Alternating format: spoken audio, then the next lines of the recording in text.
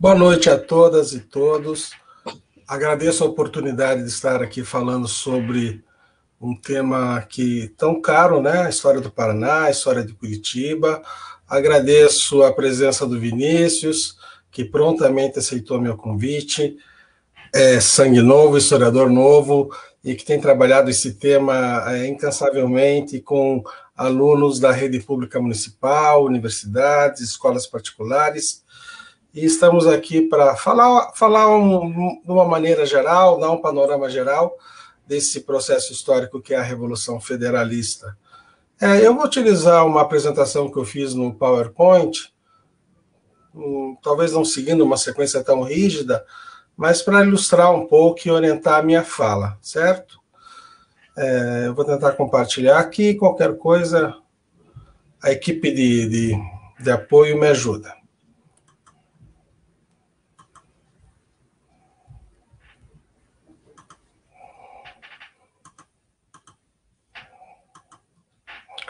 Ok. Revolução Federalista e seus impactos no Paraná. Bom, para a gente se localizar um pouquinho no tempo, né? Já que foram muitos convidados, alguns professores, outros não, alguns que conhecem mais a história e outros nem tanto. Eu utilizei a famosa linha do tempo, que sempre ajuda a gente a se localizar, né? Estamos tratando, então, desse assunto no que a gente chama a Primeira República ou República Velha, né? Que vai da própria proclamação da República, 1889, até 1930, com a Revolução de 30.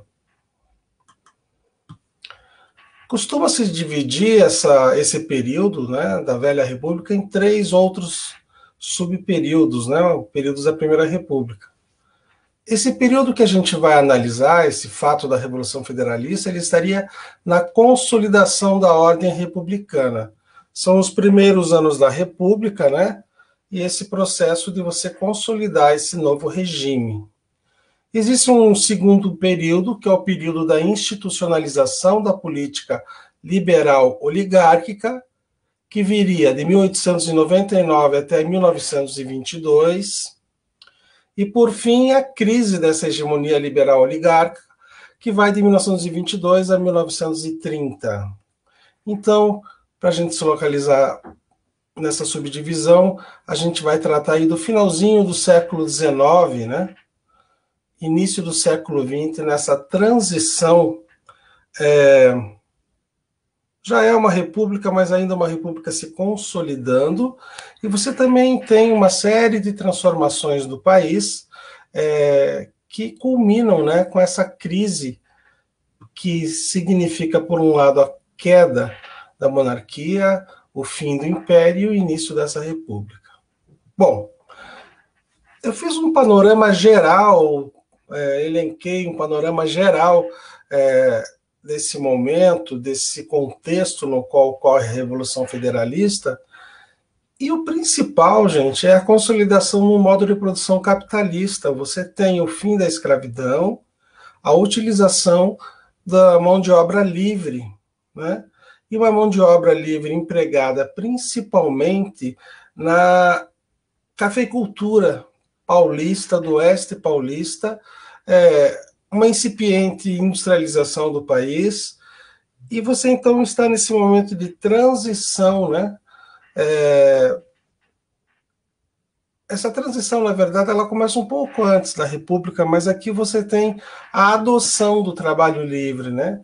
E a constituição de um núcleo econômico e político que fica no oeste paulista, que vai ser o núcleo dinâmico da economia brasileira a partir de então. É onde você instaura relações capitalistas, relações onde você vai utilizar tanto a mão de obra dos imigrantes europeus, a mão de obra dos escravos, dos escravizados libertados, né? E esse núcleo que tem muita influência na proclamação da República, é ele que vai ditar as regras, né? Esse novo contexto econômico, essa nova situação econômica que vai acabar sendo hegemônica durante a Primeira República, né? A gente fala em última instância, né? Ela acaba determinando e organizando a estrutura política, social, né? E se a gente fala última instância, é porque tem várias outras instâncias anteriores e é um processo extremamente complexo e que requer estudo e pesquisa, né? Você tem já nesse período a inversão desse capital acumulado com o café ou com outras atividades numa atividade industrial complementar tanto a atividade cafeeira, como em outras regiões do Brasil, você tem o início da industrialização ou a consolidação de algumas atividades industriais que complementam esse centro localizado no, posso chamar aqui de triângulo, Minas Gerais, Rio de Janeiro, São Paulo, né? Você também tem nesse período a formação do proletariado e as primeiras organizações desse proletariado que nesse período ela é mais ou predominantemente anarquista, mas você tem outras manifestações.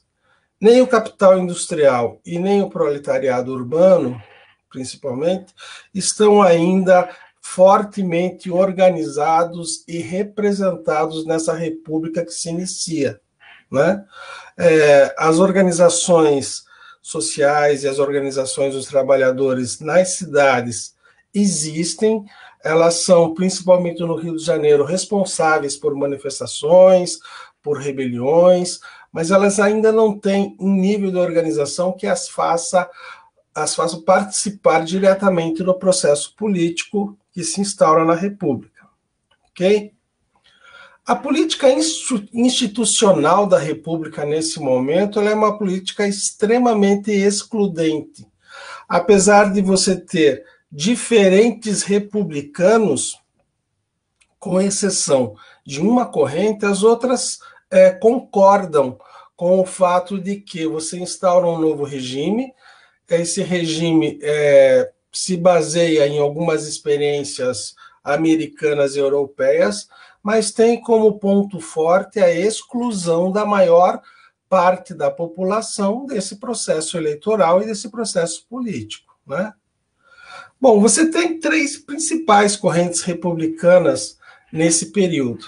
Você tem uma corrente liberal, né, que ela é predominantemente formada pelos partidos republicanos regionais. Você não tem nesse período um partido republicano nacional, você tem partidos republicanos regionais que representam as oligarquias regionais. Essa chamada corrente liberal tinha como principais representantes os fazendeiros, os ruralistas paulistas e mineiros. Tanto é que também a República Velha, ou Primeira República, é conhecida posteriormente como República do Café com Leite. O café representando Minas Gerais, o café representando São Paulo e o leite Minas Gerais. Ou seja, essa corrente é a corrente mais forte, é a corrente que vai se tornar hegemônica e que vai colocar, após esse período que a gente está estudando, Prudente de Moraes como presidente, e um presidente que defende os interesses dessa corrente. Você tinha também, nesse momento de proclamação da República e consolidação, a corrente chamada positivista. Ela é formada principalmente pelos militares do Exército. É importante já fazer uma diferenciação aqui. Militares do Exército, porque essa, né, aparentemente redundância, é porque você tem a Marinha nesse momento, que tem uma outra formação, uma formação muito mais aristocrática, e nesse período monarquista, né? E o exército ele tem a formação dos militares é uma formação mais de classe média ou até da classe trabalhadora em alguns casos, e eles são extremamente influenciados pela ideologia positivista, né? A classe média, algumas elites em alguns estados, como o Rio Grande do Sul, um exemplo onde essa ideologia é muito forte, e de ponto em comum dos positivistas é essa defesa de um Estado forte, né? E essa é uma das contradições dessa Primeira República, né? Principalmente nesse período do chamado governo provisório, em que os militares estão ocupando o cargo máximo da República, ou seja, eles ao mesmo tempo atendem os interesses das oligarquias por um Estado federalista, mas querem um Estado forte, um Estado tutelado por que eles chamavam uma elite intelectual. E você tem também, e isso não é muito comentado, fruto de pesquisas mais recentes, a corrente dos republicanos radicais.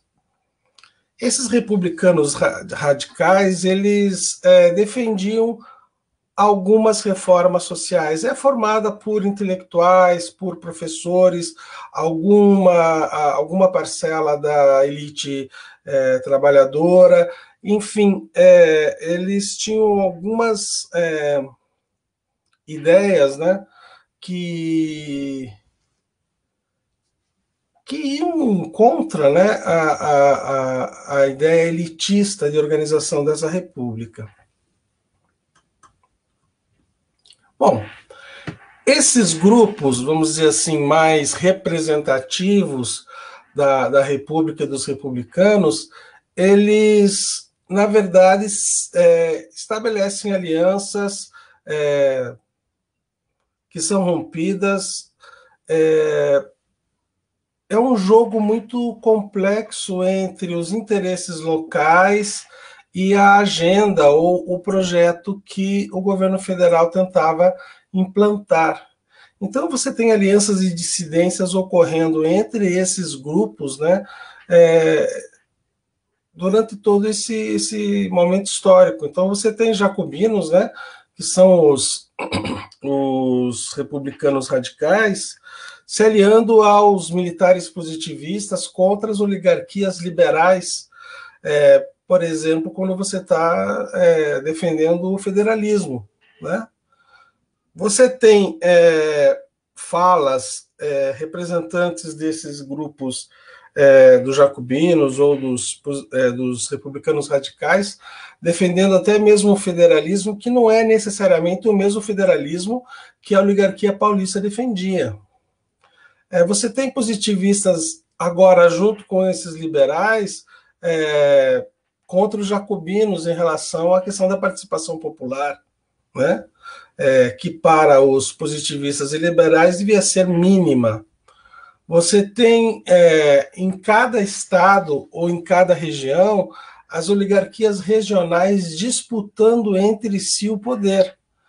Uma disputa que, na verdade, não é exclusividade ou novidade dessa república que se implantava, né? Você tinha o Partido Liberal e o Partido Conservador durante o Império, que se revezavam no poder, né?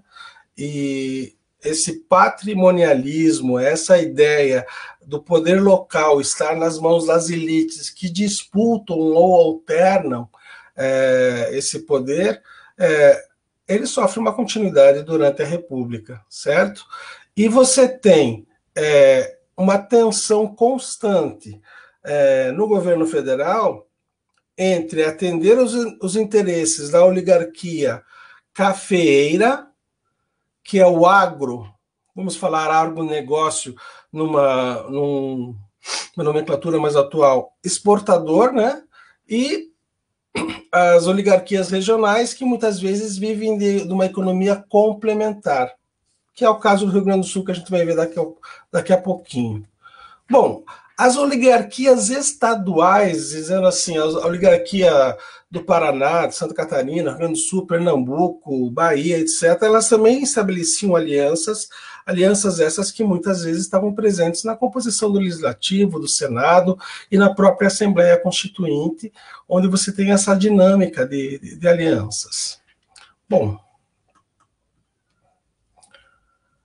o que marca também esse período inicial, é a forma extremamente violenta de como a política era tratada. As disputas regionais eram tratadas ou resolvidas à bala. A Revolução Federalista, que a gente vai ver um pouquinho mais à frente, é um exemplo claro, né? Também chamada Revolução da Degola, porque era mais barato você degolar o inimigo capturado do que fuzilá-lo, né? E essa violência ela gera uma rede ou uma onda de vingança e assim, eu acho que falar de guerra e violência, né? Isso sim é redundância. Toda guerra ela é violenta e só que as questões políticas locais eram resolvidas à bala mesmo. E não era diferente ou não era muito diferente nos estados da federação. Por outro lado, nas Forças Armadas você tinha essa rixa e essa tensão entre o exército positivista que disputava o poder com a marinha monarquista. Um outro exemplo disso é a Revolta da Armada, que num determinado momento se alia aos federalistas. A marinha ela se vê tolhida da divisão de cargos e poderes com a proclamação da República. E ela disputa também, né, mais cargos e mais influência, e na medida em que ela não tem atendido a essas reivindicações, ela se posiciona contra a República. E vários elementos da Marinha, por sua formação, por sua ideologia, eram mais monarquistas do que republicanos.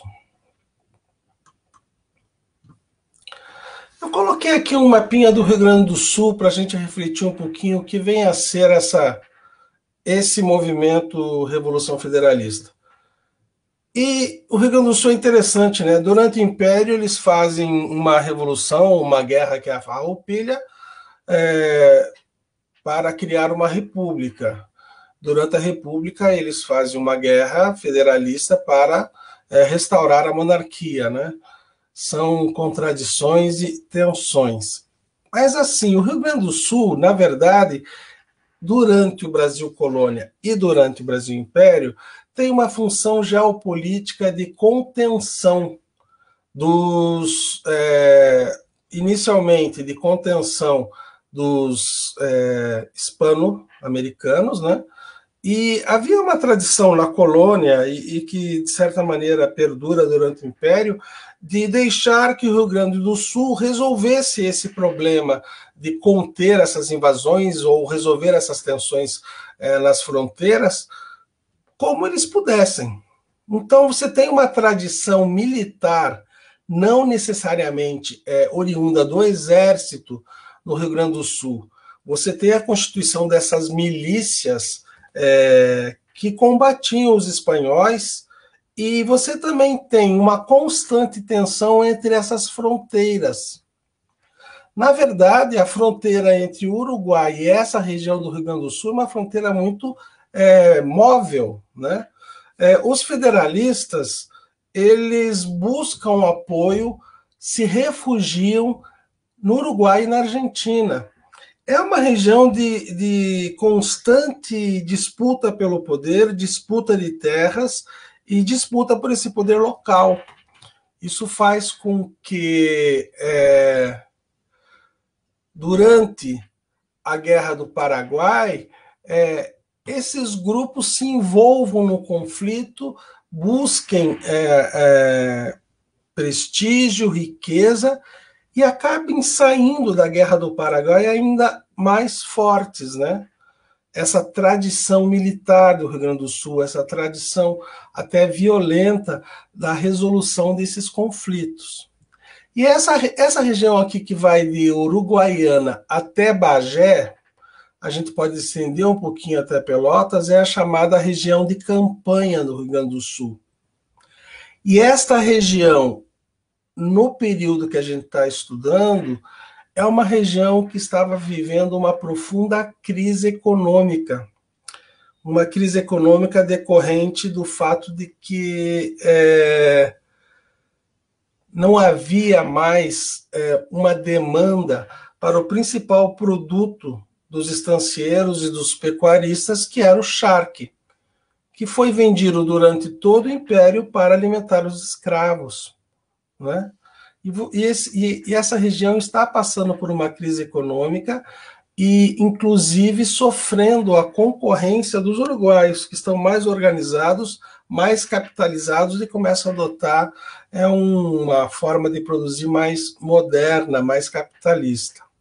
E você tem uma outra região, que é essa região mais leste aqui do Rio Grande do Sul, Porto Alegre, Rio Grande, que é uma região que, além de ter a imigração europeia, que traz comércio, traz empresas importadoras, você tem uma incipiente industrialização.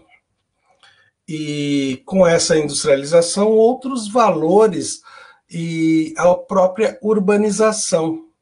Então, são regiões do Rio Grande do Sul que começam a se antagonizar, né?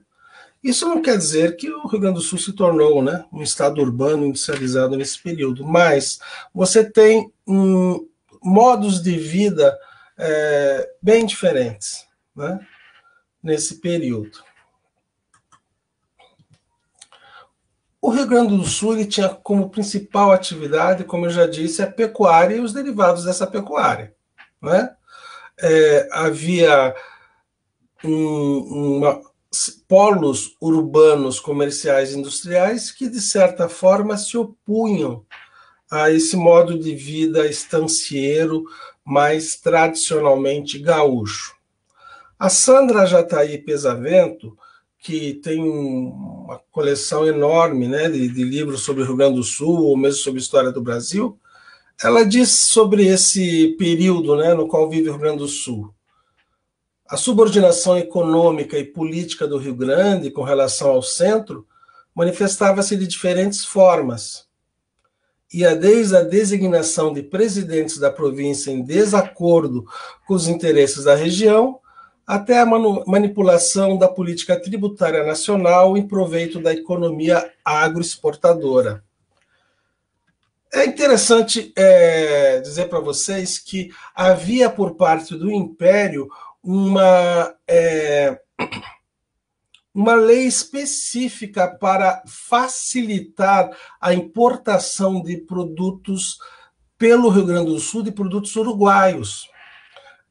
Os uruguaios exportavam seus produtos para o Rio Grande do Sul e o Rio Grande do Sul pagava taxas menores sobre essa importação, né? E havia, no início da República, houve uma desvalorização cambial muito grande, o que fez com que as políticas fiscais e cambiais desfavorecessem extremamente esse comércio tradicional entre uruguaios e a região da Campanha. Isso desgostou muito os gaúchos. Bom, a Revolução Federalista, gente, na verdade, resultado desse novo contexto no qual o Rio Grande do Sul se sente desfavorecido em relação às políticas federais, em relação a esse grupo hegemônico dos cafeicultores do Oeste Paulista, mas também fruto de um conflito regional entre caudilhos, entre coronéis, né, como mais tarde vão ser chamados, entre grupos locais que acabam aderindo a um grupo ou a um outro, né? Ficou aqui mal colado, né? Aqui é o Júlio de Castilhos.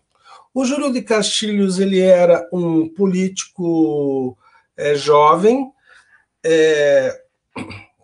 próximo aos militares e extremamente influenciado pelo positivismo, e que via nas ideias positivistas a solução para os problemas econômicos que o Rio Grande do Sul vivia na época, né? E compartilhava do governo federal e da República as ideias, os interesses, né? Ele acreditava que, sendo republicano, a inserção do Rio Grande do Sul nesse novo regime seria uma inserção privilegiada, né? Ele é apoiado por Deodoro e por Floriano, que são, né, são o suporte dessa nova república, e entre vários motivos, eu acho que isso requer um estudo à parte, existe uma ampla bibliografia para vocês lerem e pesquisarem, mas um dos motivos da treta está aqui na Constituição Estadual de 1891, que o Júlio Castilhos impôs, de certa maneira, ao Rio Grande do Sul, né? Já que com a proclamação da República você tem uma nova Constituição Federal e novas constituições estaduais. E o que dizia essa Constituição Estadual? Né? Qual era o problema? É que ela previa a reeleição infinita na província e depois do estado do Rio Grande do Sul. Né? Ela previa que o Júlio de Castilhos poderia ficar eternamente, desde que tendo uma porcentagem mínima da Assembleia Estadual, permanecer no poder. Né? E ele faz uma série de alianças, tanto com militares do Rio Grande do Sul, mas principalmente com setores de comerciantes imigrantes e também industriais de Porto Alegre. Vamos dizer assim que ele se alia a setores mais progressistas do Rio Grande do Sul, no sentido dessa dinâmica capitalista que está se implantando em todo o país. E você tem do outro lado o Gaspar Silveira Martins, que é uma das lideranças mais tradicionais do Estado. Quando Dom Pedro II foi trocar, né, colocar o seu, ou indicar o que seria o seu último ministro, né, o primeiro-ministro, o nome indicado ou escolhido era o Gaspar Silveira Martins. E o Gaspar Silveira Martins ele era um inimigo proclamado do Deodoro da Fonseca e um liberal. Um liberal que se torna, com o passar do tempo e com a proclamação da República, um árduo defensor do retorno à monarquia ou da implantação de uma república parlamentarista. É importante a gente pensar que uma república parlamentarista era tudo o que os positivistas e os militares positivistas menos queriam. No ideário positivista de então, a ideia era um Estado forte, autoritário, muito bem representado pelo Floriano Peixoto, né? E que era chamado Marechal de Ferro, né? E apesar dos liberais ou do Gaspar Silveira Martins defender o federalismo, eles defendem um federalismo dentro do retorno da monarquia parlamentar, né? Ou talvez outra forma, mas o fato é que esses dois políticos, essas duas lideranças, né, entram em disputa. E o que acontece lá, como eu já falei para vocês com relação à violência? Quando o Castilhos assume, ele persegue os antigos liberais, né, ou esse grupo ligado ao Gaspar Silveira Martins, a ponto deles terem que se exilar no Uruguai, na Argentina. Quando o Castilhos cai na crise em que o próprio Deodoro da Fonseca renuncia, é a vez dos seguidores do Gaspar Silveira Martins e de seus aliados, etc., perseguirem, matarem, etc., ou do grupo do Júlio Castilhos. É uma ideia meio de clãs, né? E de coronéis, como a gente vê em literatura, nos filmes, etc. Bom, essa tensão ela chega ao ponto, então, de esses liberais ou esses federalistas parlamentaristas, né, invadirem o Rio Grande do Sul e iniciarem essa revolta, que é uma revolta que se estende ao Paraná e Santa Catarina e é chamada de Revolução Federalista. Então, a Revolução Federalista ela é uma guerra civil, na verdade. Por que a historiografia tradicional acaba chamando esse período de revolução? São essas questões mal resolvidas ainda, né? A Guerra do Contestado, que tem muito mais características de uma revolução, é chamada guerra, né? A guerra civil entre federalistas e republicanos, ela é chamada revolução. E esses grupos, eles se digladiam, né?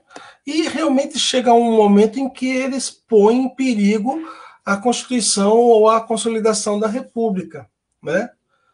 E mais interessante, gente, da Revolução Federalista nem é o fato dos federalistas terem perdido esta revolução, essa guerra civil. É eles terem conseguido chegar tão longe. Porque do lado da República você tinha um exército moderno, equipado e financiado pela oligarquia paulista. E de outro, você tem um exército que não é um exército formal, né? São as milícias. Você tem generais, mas o general principal dos federalistas era o Joca Tavares, que já era um senhor de 76 anos e pouco pôde acompanhar, né, as campanhas militares.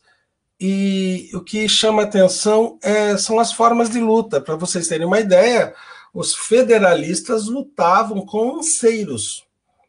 A artilharia deles era ínfima, e o que eles conseguem de artilharia é o que eles roubam dos pica-paus ou dos republicanos, e eles fazem muito mais uma guerra de guerrilha do que uma guerra efetiva, né?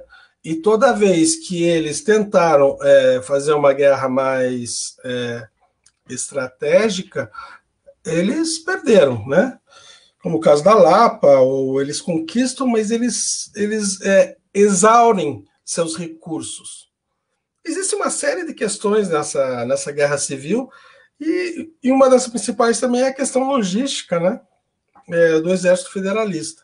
E esse Exército Federalista ele fica vagando pelo Rio Grande do Sul, por Santa Catarina, e tem momentos de consolidação dessa revolução e momentos de refluxo, né? E como eu disse, é surpreendente, né, que eles tenham chegado onde eles chegaram, né? Os federalistas eram chamados maragatos pelos republicanos, né? E por que esse nome maragatos?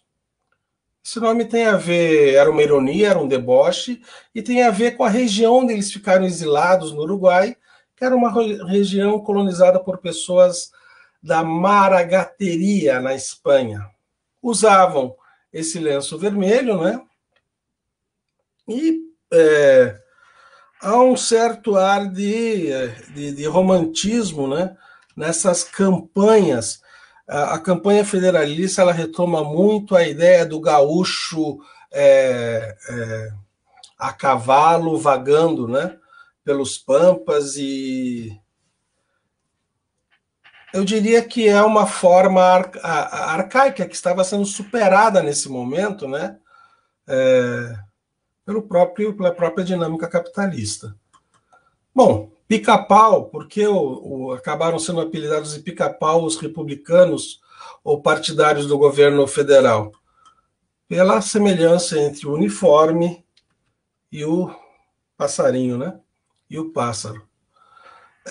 Como eles foram apelidados, e como já falei, essa revolução, ela foi ou essa guerra civil foi uma guerra extremamente violenta de ambas as partes, né? E ela se junta com a revolta da Armada nesse período, que é um outro processo histórico e que traz um certo reforço aos federalistas. Eles tomaram Florianópolis, eles tomaram Paranaguá, eles tomaram Curitiba, eles conquistaram algumas cidades importantes, né? E depois que eles perderam essas cidades, a repressão foi extremamente violenta. Aqui no Paraná ela foi violenta, mas a gente esquece que em Florianópolis, por exemplo, foi tão ou mais violento, né? A punição, a perseguição aos aliados dos federalistas. Eu vou interromper o compartilhamento.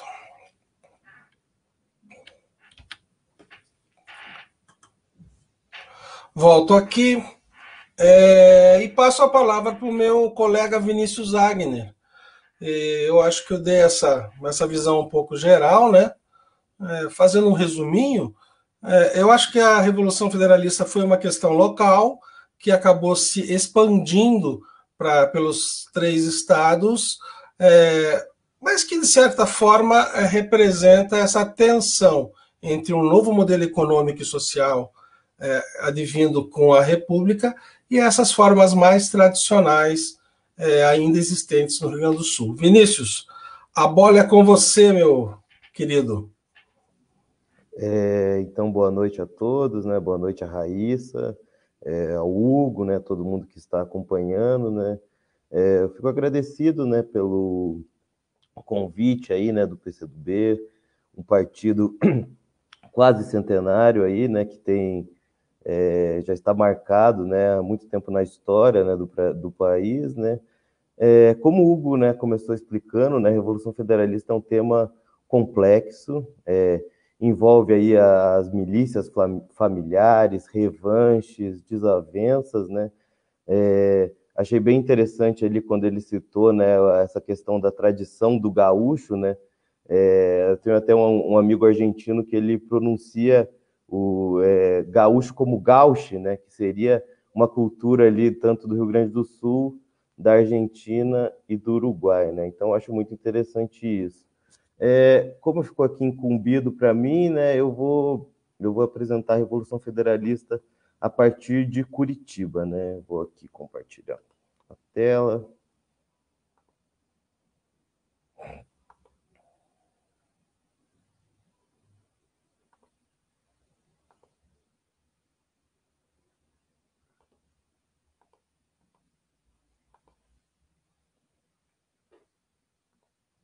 Beleza. Então aqui uma pequena apresentação, né, da Revolução Federalista em Curitiba. Como eu não estou vendo vocês, só me confirma se está aparecendo o slide, alguém? Tá, tá aparecendo sim, já tá na nossa tela. Ah, tá bom. Então eu vou falar especificamente da Revolução Federalista em Curitiba, né? Como o Hugo já falou, a Revolução Federalista ela é bem complexa, né? Envolve diversas questões, né? E ela durou de 1893 a 1895, mas especificamente em Curitiba, ela aconteceu em 1894. Aqui, né, como eu acho que a história ela é sempre importante a gente ter reflexões, né? Uma das reflexões que eu propus aqui para esse nosso encontro é como que estava Curitiba nessa época, né? Como se deu a passagem dos Maragatos aqui, né? E também, né, como quem foi Ildefonso Pereira Corrêa, né? A gente está falando aqui de revoltas populares e tal, e eu acho bem importante essa discussão de como se foi a escrita da história desse liberal que foi o Ildefonso Pereira Corrêa, né? Essa trajetória e tal. Aqui eu vou só passar rapidamente, né? A gente está falando da cidade de Curitiba, e alguns pontos são interessantes, né? Muito diferente do Rio Grande do Sul, né? Que passou o século XIX todo ali em conflitos, em guerras. O Paraná pertencia a São Paulo, né? A gente está vendo aqui que a emancipação política do Paraná se deu em 1853, né? E até Curitiba se tornou a capital do estado em 1853, sendo que Curitiba não era a cidade, digamos, principal aqui do que era a quinta comarca de São Paulo, né? Então, né, é interessante ressaltar que esse crescimento econômico da cidade se vem no final ali do século XIX, né, a partir da erva mate, né? Então, essa mudança ali do trabalho assalariado e tal, compõe esse crescimento econômico da cidade. E também, né, a proclamação da República e também a Constituição Paranaense seguindo ali os moldes como o Hugo explicou ali no Rio Grande do Sul, né? Também assim, quando a gente está falando de história do Ocidente, é sempre interessante pensar que esses movimentos da história contemporânea eles estão sempre assim imbricados ali com o capitalismo, né, o capitalismo ocidental, né, aquele capitalismo inglês, a Revolução Industrial, tem também a questão da Revolução Francesa. Então, todo esse de contexto assim faz parte também de Curitiba, né? Essa Curitiba que às vezes reivindica não estar presente, né? Uma Curitiba diferente, não está presente na história do Brasil, mas com certeza ela viveu vários desses nuances da história do Brasil, né? Aqui é só passando aqui algumas imagens, né? O Hugo já deixou bem claro aí, até se aprofundou bastante, né, da complexidade do que foi o Exército Legalista, o que foi os Maragatos, até a questão ali do Júlio de Castilhos com Gaspar Silveira Martins, né? É interessante só falar aqui do Exército na Lapa, né? Também tinha composto de civis ali na Lapa, né? E ali com os Maragatos em Curitiba, né? Gumercindo Saraiva chegando a Curitiba. Então, como o Hugo fez, né, uma linha do tempo mais pegando Curitiba, né? Então a guerra já se estava dando há um tempo, né? Em 1894, o então presidente da província de Curitiba, né, do Paraná, Vicente Machado, sabendo, né, dos confrontos em Santa Catarina, de toda essa eminência da chegada de tropas federalistas, ele transfere a capital para Castro, né, e sai em fuga, deixando a cidade desguarnecida. Logo 2 dias depois, né, o Exército Federalista, os Maragatos, chegam em Curitiba, e daí, né, como não se tem ali não se tem um governo, não se tem um exército, né, não se tem confronto, para não ser saqueado, né, então há uma junção ali de empresários da cidade, esses liberais e tal, fazendo ali, juntando dinheiro da população, né, para dar esse dinheiro para o povo para não ser saqueado, não sofrer os reveses da guerra, né? Então, né, só contextualizando, Curitiba ela teve essa passagem dos federalistas, né, só que muitos desses relatos são momentos assim que aqui Curitiba viveu em festa, com os federalistas viveram em festas aqui, né, diferente do que foi na Lapa e em outras regiões, né? Claro que existia medo e tal, mas da parte deles ali se teve dinheiro e tal. O fim, né, como o Hugo falou, o fim da Revolução aqui se dá em maio, então depois de 3 meses, né, que essas tropas tomam a cidade, né, e é marcado, né, pela volta os exércitos legalistas, né, os pica-paus conseguem a tomada de Curitiba novamente, né? O que fica marcado dessa história realmente são esse desejo de vingança assim da tropa do governo, né? Aqui uma foto, né, das tropas em Tijucas, e agora a gente vai falar um pouco do Ildefonso Pereira, né? Como assim, né? O cara que se dizia um dos maiores abolicionistas, né? Mas com um título de Barão do Cerro Azul, né? Então aqui o que eu quero comentar, né? Porque o que se tem mais da história de Curitiba em relação à Revolução Federalista se dá muito ali pela história do Ildefonso Pereira Corrêa, né? E quem foi esse Ildefonso Pereira Corrêa? Ele estava envolvido, né? Tradição de família ervateira, né? Então ele teve uma pessoa letrada, que teve seus estudos e empreendimentos, né? Estava participando da política paranaense e era um dos homens mais ricos da cidade, né? Então, como eu expliquei antes, o Ildefonso Pereira Corrêa, ele estava ali à frente, né, dessa junta para tentar resolver os problemas, né, de Curitiba, enquanto Vicente Machado, que era o governador, estava fora. E aqui eu quero trazer uma análise assim um pouco mais aprofundada dele, né?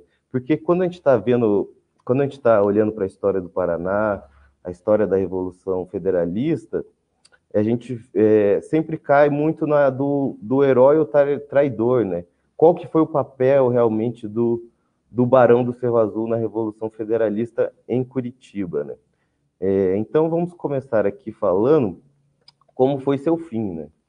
É interessante destacar que o Barão do Cerro Azul, eu não contei muito sobre como acabou, né?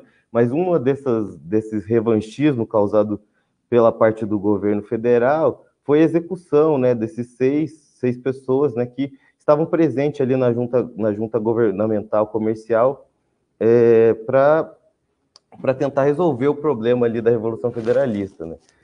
E o Barão do Cerro Azul era o principal, né? Digamos que era a principal força econômica da cidade, né? Muito conhecida. E é o interessante, né? Como se foi dada essa notícia da morte dele, né? Não foi vinculada em jornais, né? Porque existia um medo muito grande, né? Do revanchismo, dessas questões, né? Esse foi o primeiro jornal que publicaram sobre a morte dele. É interessante pensar que esse jornal foi publicado no Rio de Janeiro, né? O jornal, a revista Dom Quixote, que tem até uma arte ali ilustrando como se deu e detalhadamente como se foi a morte, né? Então, fica assim a reflexão, né? Do quanto foi tido quanto um tanto certo de medo, assim, por parte dessa população curitibana, né? E outra coisa a se destacar, né? Porque uma pessoa tão rica assim ser assassinado pelo governo, né? Pelo governo federal, sendo considerado um traidor da pátria, é uma questão assim que até atualmente hoje a gente fica meio conflituoso, né? Então é por isso que gerou digamos, essa exaltação até do personagem, né? Aqui alguns trechos, né, desse jornal, contando como foi, né? Então aqui, né, falamos, né, que essa revista ela traz umas matérias bem interessantes sobre, né, o Paraná silencia enquanto a imprensa do Rio de Janeiro será enfática ao divulgar a série Dramas do Paraná, né? Então, além da revista Dom Quixote, né, tiveram exemplos contando essa história, revista O País, Cidade Rio, sobre o fuzilamento de suas vítimas, né? Então, o Barão do Cerro Azul ele foi considerado pelo Estado brasileiro como um traidor da pátria, né? Além de ter sido fuzilado e tal, sua história foi por muito tempo assim ocultada, né? Então, para essa retomada, então tem uma retomada da história apenas em 1937 com Davi Carneiro. A partir daí tem alguns livros, né, de Leôncio Correia, do Túlio e tal, e é muito interessante, né, porque você tem ali, primeiro, ele é considerado um traidor da pátria, né, é executado, tem seus bens ali, né, tirado, né, seus bens foram para o Estado, né, tanto que a sua casa vira em 1912, vira um quartel do Exército e tal. Então, você tem essa primeira tomada dele quanto um vilão, né, um traidor, e depois uma retomada da sua história, né? E como não tinha sido muito divulgado nos jornais, né, a retomada da sua história, por isso que é interessante, né? Porque a história ela realmente não existe aquilo de uma história, a história é verdadeira e a história que é falsa, né?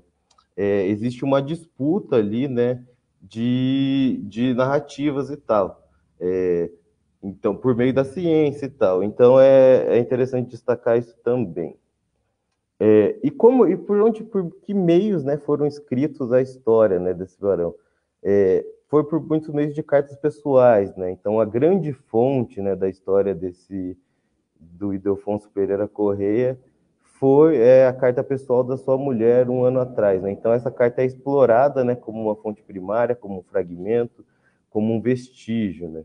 Então é muito interessante que há uma disputa nessa história, né? Primeiro como um vilão e depois como uma exaltação até grande como o herói nacional, né? Então uma das grandes fontes dessa época, um vestígio, é a carta da Maria José Correia.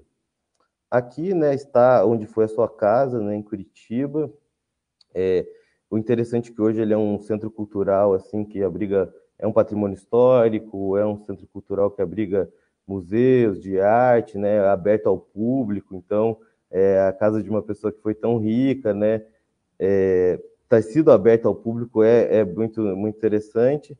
E aqui é legal de se ver as mudanças, né, porque primeiro temos um prédio de 3 andares, né, o primeiro da cidade. Logo em seguida, depois que ele morreu, a mulher dele foi construído para ela o solar da baronesa, né, porque era difícil conseguir arcar com as contas, né, desse grande salão, enquanto então ela alugava essa parte de baixo, e daí em 1912, quando o exército toma esses bens, né, é construída essa nova parte aqui. Então, aqui de 1912 a 1977, esse lugar aqui foi um quartel do Exército do Estado, né? Aqui algumas fotos dele, né? É interessante que ele é um agregado, né, arquitetônico de várias fases da história, né? Então você vê aqui essa parte construída pelos militares, depois ela tem janelas quadradas, aqui foi a primeira fase, janelas redondas, né? Mas é um centro cultural atualmente muito interessante, não trata só de história, trata de arte, né? Que eu pude trabalhar aí com o Hugo ali 2 anos, né? E como ele disse ali no começo, né? A minha experiência aqui, ela não na pesquisa acadêmica da Revolução Francesa, da Revolução Federalista, né? E sim na questão prática, né? Então, por 2 anos ali eu atendi diversos públicos e, consequentemente, tive contato assim com as fontes, com os jornais e tal, com a carta, e daí eu consegui entender mais dessa disputa de narrativa sobre a história de uma pessoa, né? Que é muito importante. E como eu fui falando, hoje em dia ele é considerado um herói, né, nacional. Também tem seus problemas, né? Porque muita gente fala que ele deu dinheiro, que ele, que ele estava ali na frente da cidade quando não tinha nada. Só que também ele tinha vários empreendimentos na cidade, né?